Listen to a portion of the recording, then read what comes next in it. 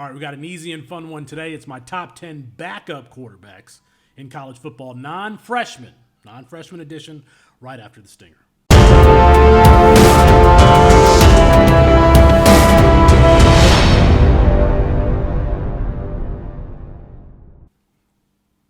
It's Felix Sharp at Sharp Review on Twitter for CampusToCan.com. If you like this video, please consider hitting the like button and subscribing to the channel so you never miss any of our content. And if you're a college football fan and you haven't heard about Campus to Can Fantasy Football Leagues, I don't know what you're doing. It's a league where you have a full college fantasy team so you can start any of the guys. Well, you wouldn't want to start any of these guys because they're backups, but you can have them rostered, and when they declare for the NFL draft, they go over to your NFL team. That's the basics of what a Campus to Canton League is. I will put a link in the description box for more. Go ahead and like this video so we can get into this list and subscribe to the channel. All right.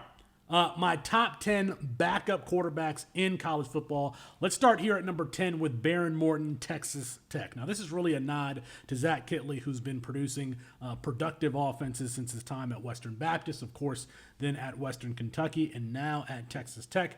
Morton had a good season last year after he came in for Tyler Shuck. He's going to be the backup again this year. 380 yards against Oklahoma State last year in his first year starting. Morton, after Tyler Shuck is there, I think that he could really pop in that Zach Kittley offense, assuming that Zach Kittley stays at Texas Tech and doesn't make the jump to, another big-time Power 5 program. Number 9, I've got Billy Edwards Jr., Maryland. Now, I think that there's a chance that Billy Edwards Jr. is a little bit better of a player than Talia Tagovailoa, a gunslinger. Played relatively well against Northwestern. There's a throw in that game along the right pylon where there's man coverage and the corner's right on it. And it's an opposite hash throw, and Billy Edwards Jr. puts it on a dime. Now, it wasn't completed. It should have been caught, but just a throw that really shows you his potential arm talent. A guy who can throw the ball downfield. Also came in for relief of Talia Tagovailoa against Michigan and led a touchdown drive, right out the gate. Has some mobility, too. I really, really like Billy Edwards Jr. at Maryland. Number 8 is Robbie Ashford, Auburn. Now, I think we're considering that Robbie Ashford is going to be the backup to Peyton Thorne. I think there's also a chance that Robbie Ashford and Peyton Thorne just kind of alternate drives, or maybe they have certain packages for Robbie Ashford. Robbie Ashford has a problem with accuracy, but he's very, very athletic. He needs to calm down a little bit in the pocket. I made another video on Robbie Ashford about how he could be the next Anthony Richardson and another potential player to be the next Anthony Richardson. But I love Robbie Ashford's athleticism and, his arm strength. There's no question that he has the ability to make the throws from a velocity standpoint. He just struggles with accuracy and processing at times and, feeling comfortable and feeling natural within structure. I guess that's my alarm to do something. Number 7 is Simpson Alabama. Has some similar characteristics to Robbie Ashford. He's athletic, probably not he doesn't have the speed that Robbie Ashford has, but is definitely more comfortable in the pocket. Now, the question for Simpson is whether or not he's the third-string guy or the second-string guy. Now that Alabama went and got Tyler Buchner from Notre Dame, of course, Tyler Buchner having the relationship with Tommy Rees, I think that there's a chance that if Simpson is not the guy or the backup, that we could see him enter the transfer portal after fall camp, given just how many players there are in that Alabama backfield, in that quarterback room. I still think Simpson, 5-star player, that he's a really, really good player, has the mobility, has kind of that backyard improvisational ability. So Simpson is number 7 on this list. I'm losing count here. Number 6 is Jacoby, Criswell, Arkansas. Now, if you would have asked me 2 years ago or a year ago before he transferred to Arkansas, I would have told you that North Carolina had one of the best quarterback rooms in the country that nobody was talking about. And we'll see if we have another UNC quarterback on this list, but just kind of a strong-armed rifling quarterback, a drop-back passer for Arkansas. I can't wait to see him get the starting quarterback job for Arkansas next year after KJ Jefferson leaves. I also really like Malachi Singleton. Malachi Singleton offers a little bit more of the dual threat ability, but as far as drop-back passers go with kind of strong arms, really like Jacoby Criswell, but we'll see after this season. He takes over for K.J. Jefferson. That brings me to number 5, Connor Harrell, UNC. Now, this is a 3-star prospect that, I think the easiest way to describe Connor Harrell is competent.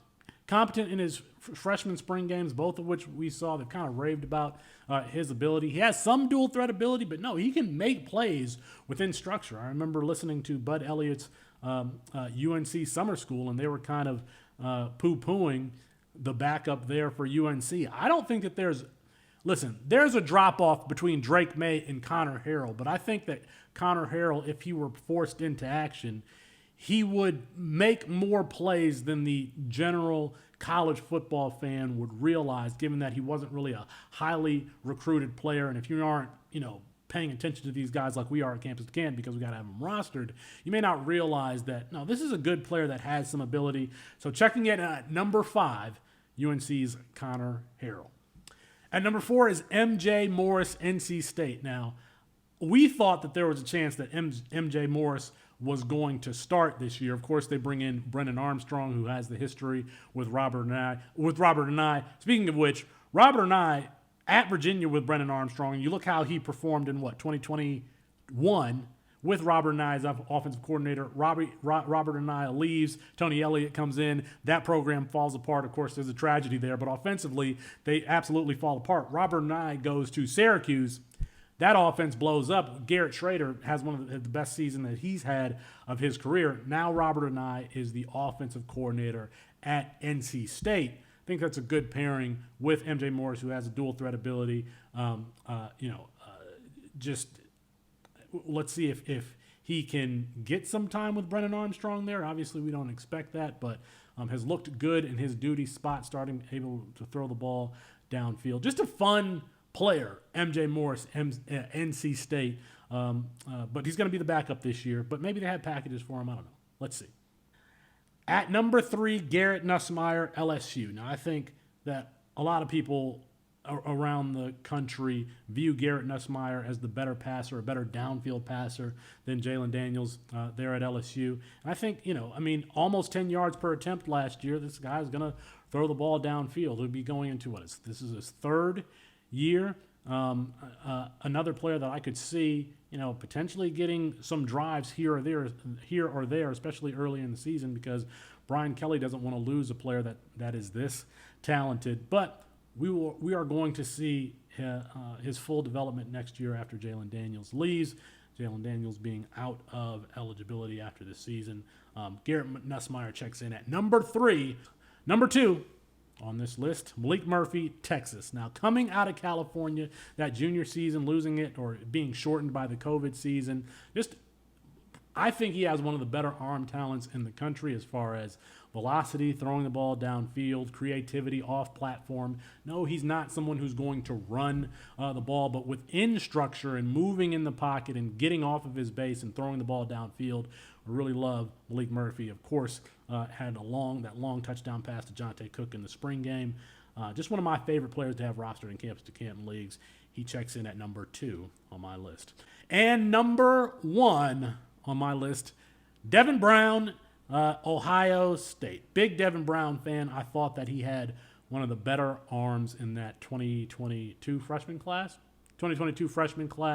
I even made a whole video about a throw that he made in the spring game. Let's see if I can find it, and maybe I'll post it in the description box below. But a true gunslinger coming out of, what's the name of the high school that Zach Wilson went to in Utah? Corner Canyon.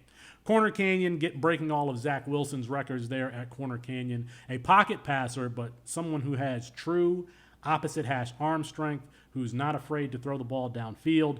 Averaged like over 19 yards per attempt at Corner Canyon his last year, threw for over 4,000 yards. I think Devin Brown is an absolute baller. If you ask me, he should be the starting quarterback, but of course we expect Ryan Day to defer to the veteran and Kyle McCord. But I would not be surprised if we saw Devin Brown at some point this season. All right, let me know what you think in the comments. Is there a backup quarterback in college football that I missed that you like? Let me know. At Sharp Review on Twitter, or here, just drop it right in the comments.